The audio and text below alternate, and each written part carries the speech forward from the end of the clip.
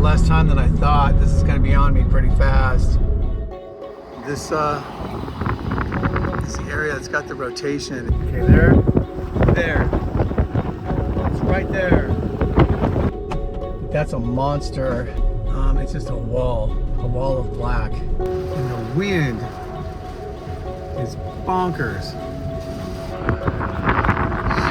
Ladies, get a little close.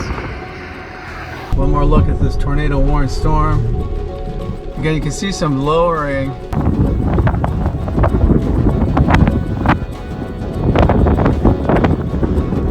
It's getting bigger. I'm going to need to get out of here.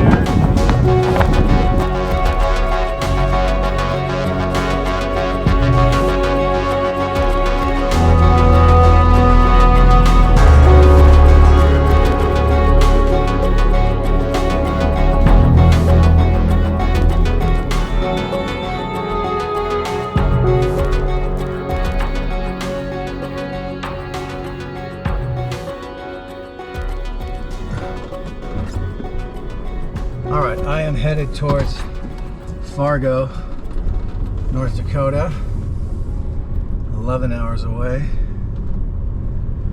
And how many miles? 813 miles. It's my best shot at chasing tornadoes, so that's where I'm going.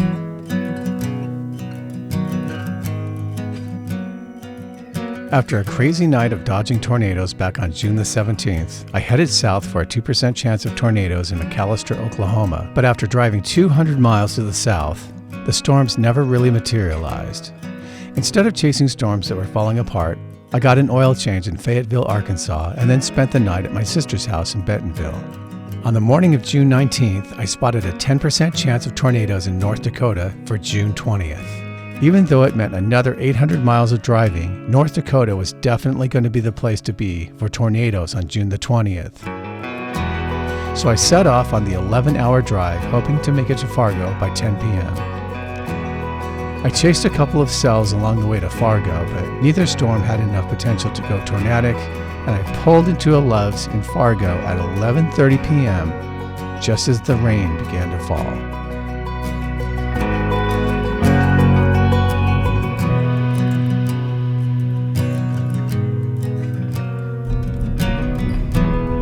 Heading out of Love's.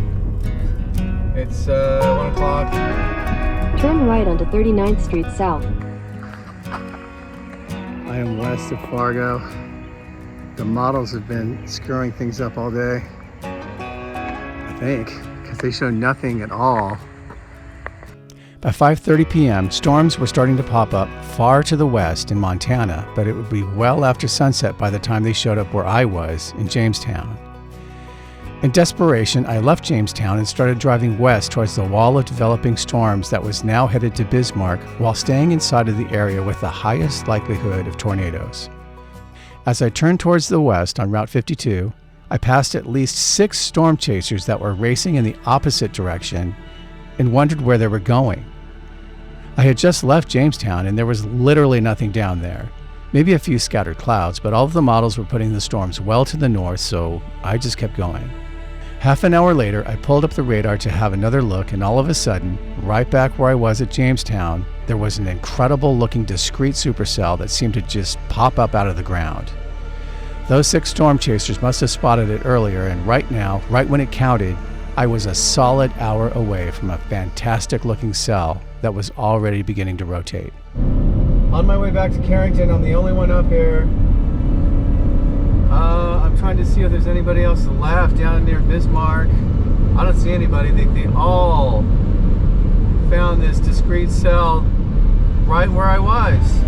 By the time I got all the way back down to Jamestown, it would be almost dark, and I would probably be too late to get anywhere near the developing tornado. Not for the first time, I wondered how I was always in the wrong place at the right time. As I raced back towards Jamestown, the National Weather Service put out a warning that the line of storms behind me were developing into a derecho, a line of storms capable of producing hurricane-force winds. Unaware of the developing derecho behind me, I headed quickly all the way back towards Carrington and then barreled toward Cooperstown with the storm just to the south. This was my 4th year of storm chasing, and it was now beginning to dawn on me that I was never going to actually witness a tornado. I eventually made it to the town of Glenfield and then hurtled to the south on Route 20, completely unaware that one tornado was developing directly in front of me and another was developing south of I-94 back towards Jamestown. Tornado warning for the cell that Eric is looking at that we have the live feed of. Tornado warning in effect until 9 o'clock for portions of Stutsman County. Again, he listed off those cities, a couple in particular, Spiritwood Lake. If you're in that vicinity, you want to seek shelter immediately. I'm gonna run up as far as I can. I'm hopefully gonna get a little bit of structure as I go around the corner of this. It's already passing me. I can't see anything underneath it. There's a second one behind it. So I'm heading south. Just hearing that, Eric, we have a tornado. A tornado. This is confirmed. It appears to be a very stout tornado. We have what appears to be a fairly significant tornado. Yeah, the ball that I see right in front of me is the edge where the lightning is. If there's a tornado, it's right under there. As the tornado touched down just to the east of Spiritwood, I kept driving south, unaware that I was now driving directly towards a monster mile-wide EF3 tornado with winds that were estimated to be up to 160 miles an hour. My radar app showed that it was still in Jamestown, which I assumed meant that it was back near the Shell station on the other side of the 94, but in reality, it had moved directly in front of me and was now tracking slowly towards Enderlin to the east. Had I been just 20 minutes earlier, there's a strong possibility that I could have accidentally driven into the outer circulation of the monster. As I drove, I kept trying to drive south to Jamestown, but the road kept veering more to the east, directly into the back of the storm. My cell coverage was also spotty, and not wanting to head into that storm without more specific information, I bailed and drove back to a south option behind me. First was still a monster. Just the very end of it has to be right here in front of me. Okay, so right here is the outer edge. Here is the other edge. So it appears to be a quite wide tornado, still in contact with the ground. And as we've been watching this over the last 5-10 minutes, kind of lose track of time here, it does appear that it is becoming wider. I was sure at this point that my opportunity to get a video of any tornado today was just not going to happen. I thought I was at least 40 minutes behind and there would be no way to catch up. I was just closing in on the town of Spiritwood when I glanced over to my left and this happened. Oh!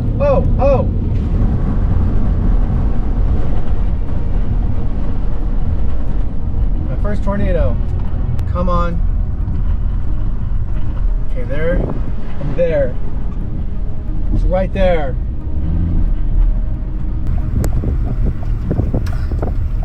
It's raining.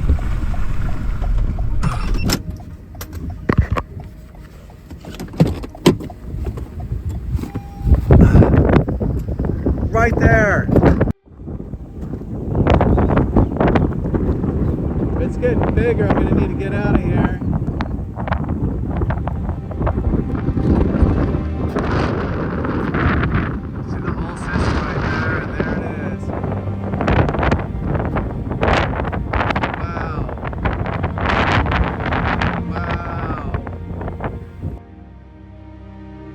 By missing the much larger rain-wrapped wedge to the east by 20 minutes, I drove up just as a secondary vortex dropped right at the very back of the storm and started tracking in the opposite direction.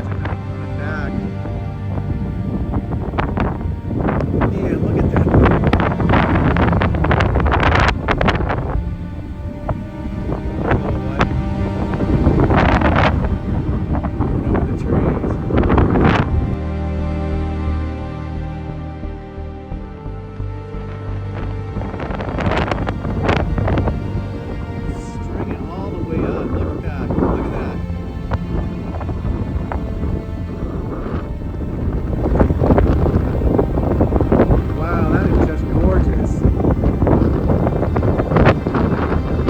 I stared in awe as the small vortex began to stretch upwards as the back of the storm lifted.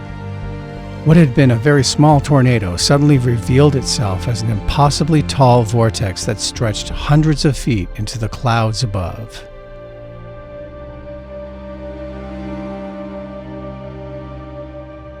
Some tornadoes are destructive and can become truly horrible monsters, while others can emerge silently out of the mist and glide across fields while leaving little, if any, damage behind.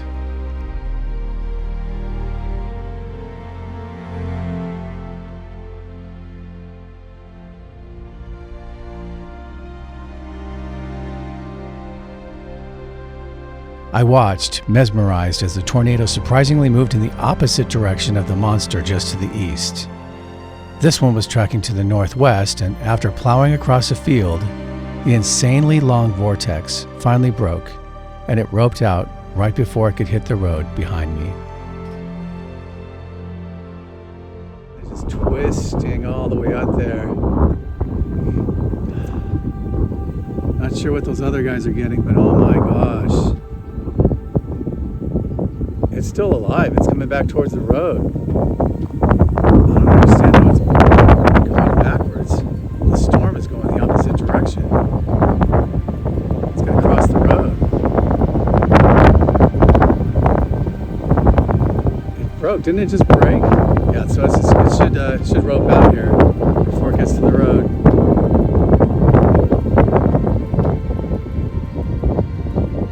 Right behind those trees. What's left of it. It's still going a little bit. I don't know where that energy's coming from.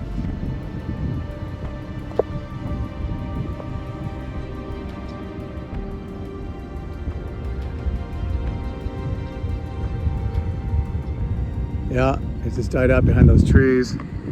And then this energy, look at this. Just amazing. Look at this. Look at this light. Look at this. The way the sun's hitting it, I don't even think it can pick up the contrast in this phone. Wow. Okay, I gotta get out of here. Watch out for traffic. Watch out for traffic. Don't run off the road. Don't run off the road. There's more stuff moving in, so I'm gonna get out of here. After the Spiritwood tornado roped out, I knew I didn't want to continue chasing the huge wedge that was now barreling towards Valley City, as it was already getting late, and I definitely didn't want to be chasing after dark. My new problem was that the huge supercell with the EF3 Tornado was slowing down as it lumbered towards the east, but it was also retrograding and the storm was expanding backwards. At the same time, the line of storms behind me to the west was picking up speed. The National Weather Service was now officially calling it a derecho, and it was rolling directly towards me with reports of wind gusts up to 130 miles an hour.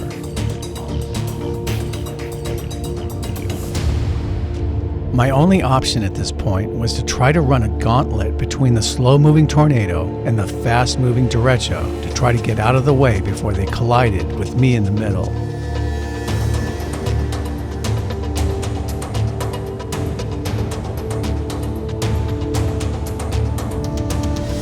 Before I could head south, I had to continue to drive east towards the back end of the EF3 that was now plowing into Valley City. While I was driving, I noticed that the lightning on the back end of the storm was some of the most intense I had ever seen. I finally found a south option and headed directly towards a town called Oaks as the derecho bore down on me. On the left side of my van, I could see the lightning going crazy from the tornado, and to the right, the lightning from the derecho was equally nuts. The derecho began to move in as I stopped for gas at one of the few stations I could find. After filling up with gas, I decided to head east as it looked like I was still in the path of the storm. As I drove into the town of Gwinner, the edge of the derecho finally caught up with me, and I quickly parked the car behind a brick building to get out of the wind. Seconds later, the south edge of the derecho rolled through the town. If you can see the wind blowing. We're getting the heaviest part of this. Some poor guy just went by on a motorcycle. He's out in the middle of this mess. Panel was shaking pretty good. Again, not sure if this is going to come out, especially with the car coming the other way. Oh my gosh. This is behind the derecho. Still bonkers amount of lightning. Trying to make my way up to Love's. The derecho finally collided with the tornado just outside of the town of Enderlin. Unfortunately, there were 3 fatalities reported from the Enderlin tornado, and the folks that I spoke to the next day from North Dakota said that these were the worst storms they had ever seen. The winds were strong enough to knock a train off of its tracks, and several farms sustained significant damage. Unaware of any of this, I headed back north to find another Love's near Valley City. As I rolled in, the power was still off and trees were down everywhere. As I pulled into the dark parking lot, I took a look at the extended forecast to see where I would be headed next. If you'd like to see what happens next after I head into Minnesota, Iowa, Nebraska, Wyoming, Colorado, and both of the Dakotas, be sure to like and subscribe and ring that notification bell. That's all for now. See you in the next episode.